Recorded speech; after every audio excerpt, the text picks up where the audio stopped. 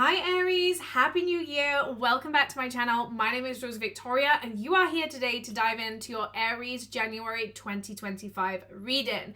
Now Aries, this is the platform where I dive into everything emotional energy, energetic release, rebuilding your sense of self, your leadership, your power, and the strategy for your soul-aligned business. So if you want business coaching on tap whilst also building your relationship with spirit, this is where I'm going to be hanging out in 2025.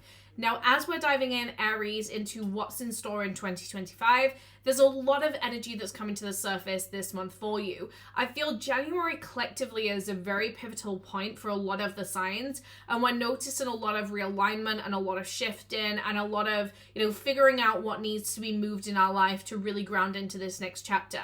Now, Aries, when I am connecting with you, one of the biggest things coming to the surface right now is not needing to get distracted with the wrong things. And I feel like you have wasted some time. If we're going to let go of the denial and we're going to let go of the defensiveness right now, you have wasted some time in 2024. And I feel like you've wasted time on things that in the long run, they're just not important. And this isn't just like things. This is actually energy, emotions. You focus so much on what's not working and what isn't giving you value in life, rather than being very intentional with what is working and what feels good and what's connecting you with this next chapter of your life.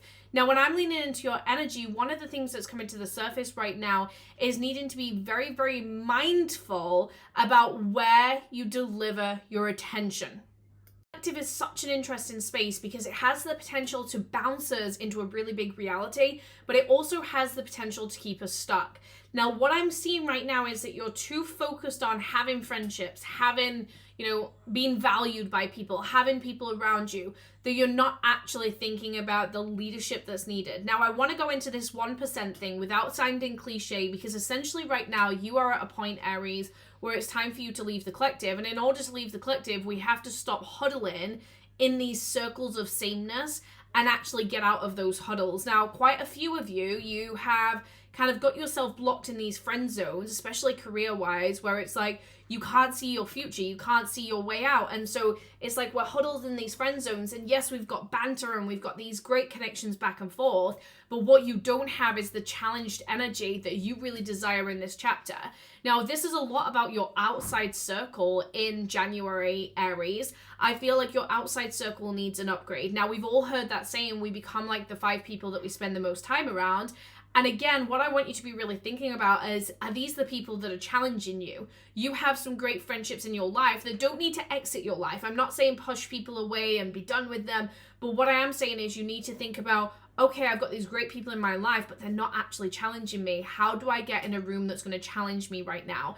And it feels like you need a mirror reflection. Now, whenever we need a mirror reflection, we need somebody else to show us the energy that we get to harness in this chapter in our life. And you need somebody else to represent the energy that you are stretching into. You need somebody to come into the power, exactly who you get to be. And that's not to say you're seeking validation from somebody else or you're looking for somebody else to give you that confirmation, but you build energy from your external surrounding. And so what I'm seeing, Aries, is you've done the work internally, but now it's about looking at your external reality and saying, what do I need externally that's going to really, really challenge me?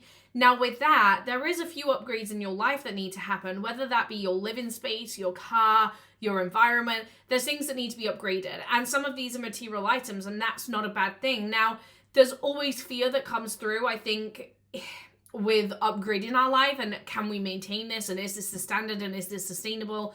But what Spirit is bringing to the surface is that there's a major need for you to not just be thinking about how you take that next chapter of your life, but the intention of what it really looks like to say, I'm ready for this chapter. Nothing's going to stand in my way. Nothing's going to hold me back. And I see the value of putting myself in this investment, because you need to stretch. It's like, it's no longer good for you to live in the comfortable of the nothingness. Like, you want more, and that's not a bad thing, but you have to stop being comfortable with what's around you. And I feel like you have got comfortable, but you've got comfortable because you've normalized it, because the people around you have normalized it, and now you need to challenge yourself. Now, I am getting writing reference. And so when I'm getting writing reference, I feel like a lot of you might be thinking about publishing a book, about writing a bit of a memoir, like getting your thoughts on paper. This is a time to really get your thoughts out there. A lot of you, when it comes down to business and the pathways you want to unleash there, you're going to be thinking about how can I increase my writing and put more energy and emotion into my writing? What does it look like for me to scribble on a piece of paper? If you are not in business, I want you to be thinking about journaling and just getting some of those expressive thoughts out there. This is a time where there's too much in your head and you need to understand it on paper, because if you don't get it on paper, it's really, really hard to understand what is it that you're thinking, what is it that you're processing, and what is it that you're moving through. Now, this is a very, very abundant month for you because you're realizing what you're worthy of and you're doing the work to get yourself in the right spaces. So open up that network and open up the network to the people that challenge you. It's going to be uncomfortable, even if it's walking into an exercise class where you don't know anyone and it's challenging you out of your comfort zone with exercise. These are things that can be so scary, and we let the people around us normalize the situation. But this is your dedication to yourself. This is your commitment now to the next chapter of your reality. And what you've been waiting for is that sensory experience of your external space, because you felt like you've been lingering, like you've done a lot of internal work and you've healed so many chapters of your reality.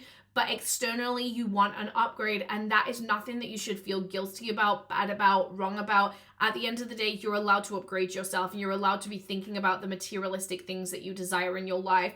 If that looks like you going out and buying yourself a brand new wardrobe, go and do it, because you need that freshness. You need that newness. This is a time of newness for you. And the more you dive into externally, the more that's going to unleash the next level for you. And so you have to be thinking about the external positioning, where you're placing yourself, what you're giving your attention, and what you're allowing into your life. Now, let me know, Aries, in the comment section how this resonated with you. Drop me a like, drop me a subscribe, and I love to see your breakthroughs as well.